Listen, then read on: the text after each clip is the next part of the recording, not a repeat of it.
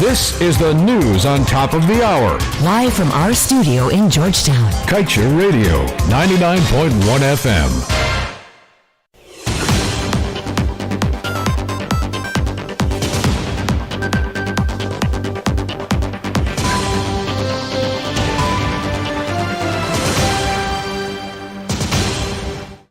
Good day, welcome to your main newscast right here on Kaieteur Radio for Wednesday, March 9th, 2022. I'm Kevin Smith. And I'm Amrita Koshal. And in your headlines today, multi-well drilling program for Kaieteur block exempt from environmental study.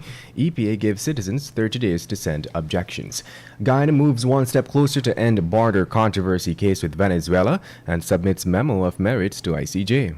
PNCR casts doubt on Harman's resignation, says letter only states intent, and Biden bans Russian oil and warns of Putin price hike at pump. Over 1 year, ranks of people's militia still to be paid.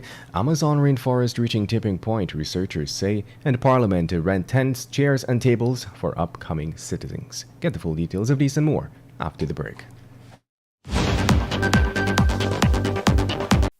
Nothing in life is free, but the MyDigiCell app is. You don't need to be on a data plan to use the app. You can conveniently chat with Ruby or an agent for help. Check your account balance, activate a Prime bundle, or gift it to a friend. Send credit. Check the Georgetown and Burpees Bridge schedules. Activate a roaming plan. Play Shake to Win for cool prizes. So don't worry about a data plan, buddy. Download the MyDigiCell app from the Google Play Store or the Apple App Store today. Digicel, better together.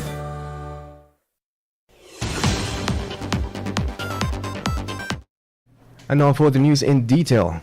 ExxonMobil's subsidiary Esso recently submitted an application to the EPA to conduct a 12-well exploration and appraisal drilling program in the Kaieteur license area.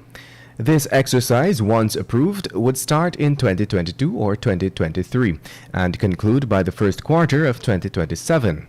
According to the project documents with the EPA, the Kaieteur multi-well program aims to gather data on the reservoir characteristics, hydrocarbon presence, pressure, and temperatures. As it regards to the potential impacts from the project, these are expected to be physical, biological, and socio-economic in nature. The project, according to Esso, can potentially affect biological organisms as well.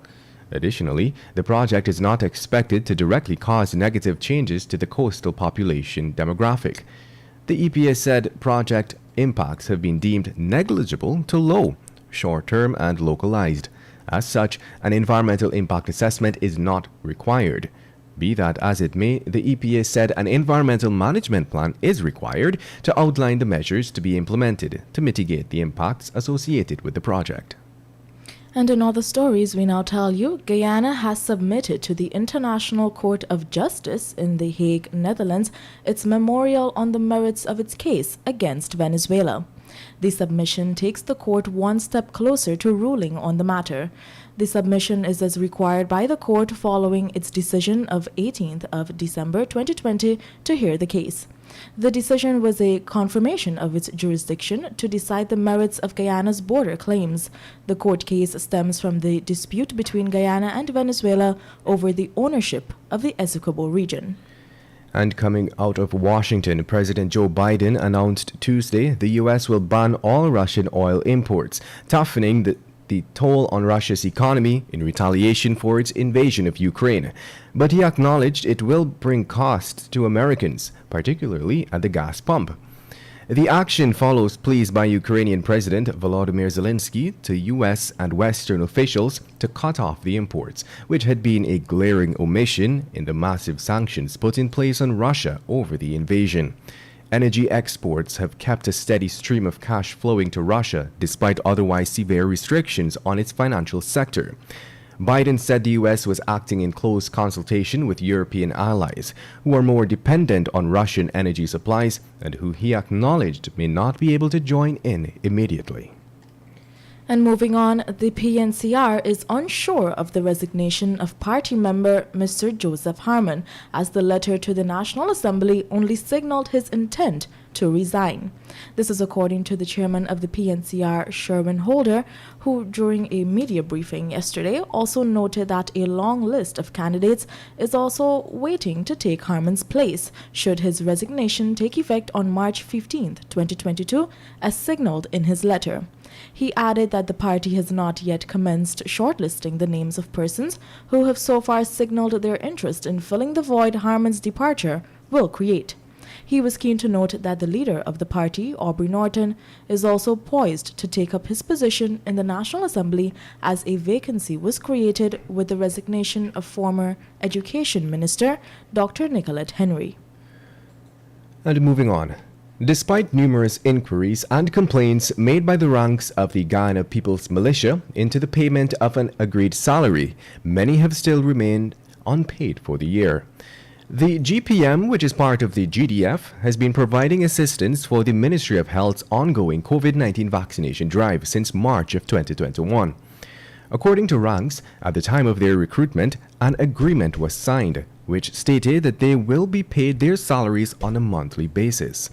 The agreement further stated that the first salary would be received after the first 3 months. However, a year has passed and some of them have not received their first salary. The ranks are required to work 7 days a week, every week at different drives, which leave them little time for resting. They are constantly being promised that they will be paid, but never received anything. The time has now moved on to 12 hours 7 in Guyana. We will return with more news after the break.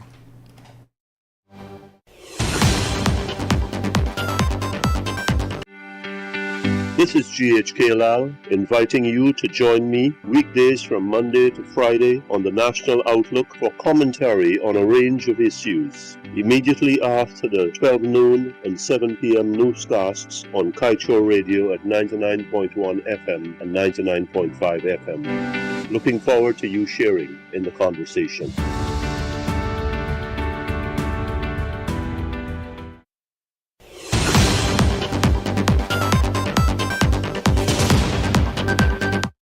And now back with more news in detail. The Amazon rainforest is moving towards a tipping point where trees may die off altogether, researchers say.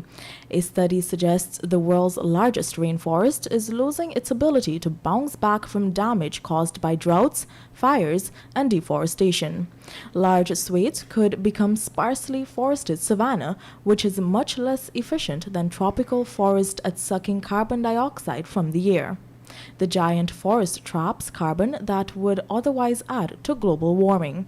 But previous studies have shown that parts of the Amazon are now emitting more carbon dioxide than can be observed. There are signs of a loss of resilience in more than 75% of the forest, with trees taking longer to recover from the effects of droughts largely driven by climate change, as well as human impacts such as deforestation and fires. In other news, for 1 week now, the Parliament Office has been running an advertisement in the daily newspapers, signaling its intent to rent tents, tables and chairs for upcoming sittings of the National Assembly, venued at the Arthur Chung Conference Centre at Lillian Dahl. The sessions were moved to that venue following the outbreak of the COVID-19 pandemic. To this end, we were informed that since the conference center is not outfitted with space for the media to dine, a decision was taken to have the facilities rented to better accommodate the press. We were told too that the Parliament Office is presently renting tents from Rent a Tent, as a contract was awarded by NPTAB for this service. However, a reliable source said that the contract with the local business has come to an end. And we now tell you that GPL is mulling an increase in light bill charges as fuel prices have reached $140 per barrel, thus driving up the company's operating expense to a whopping $4.5 billion monthly, while electricity sales merely account for $3 billion.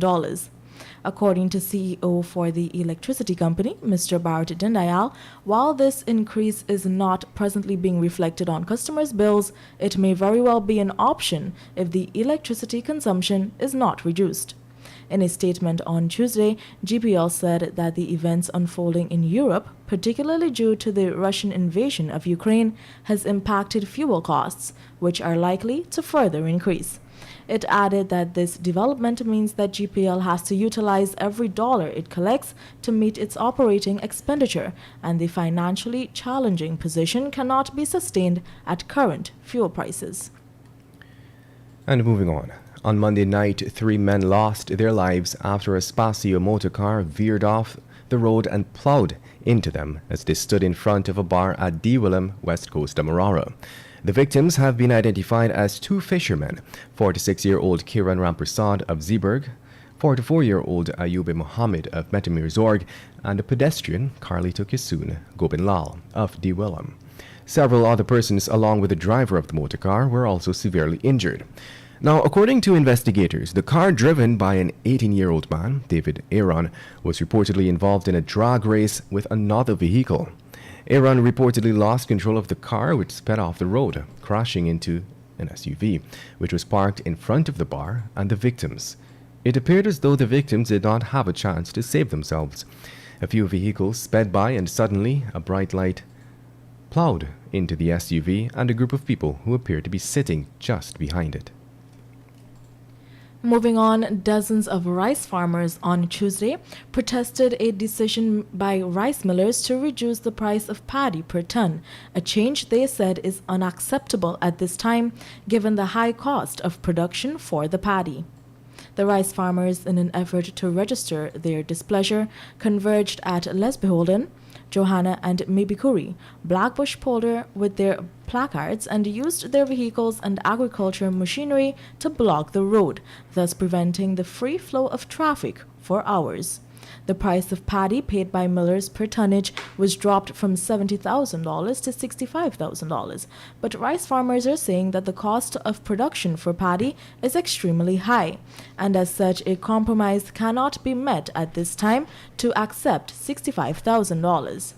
The farmers pointed out that the cost of fertilizer alone jumped from $5,000 per bag to $6,600 per bag. Plus, there was an increase in labor cost, fuel, and spraying, all of which helped to compound the situation.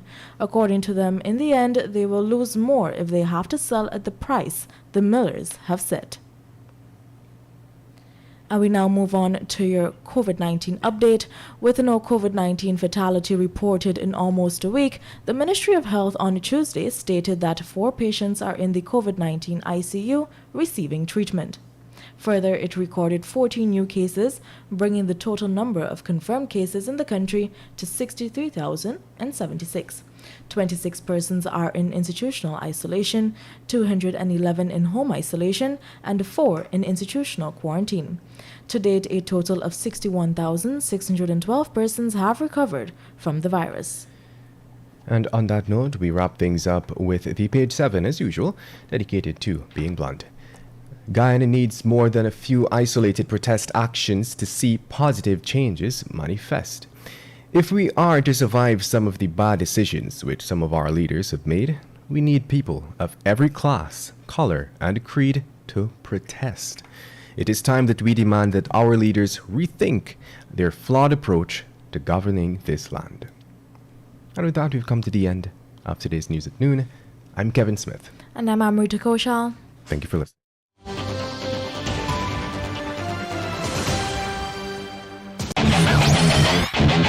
Want value for your advertising dollar? Then place your ads on Kaieteur Radio's Newscasts. Streamed live on 6 different mediums, reaching hundreds of thousands. Advertise today and watch your dollar grow. Call us on 225-846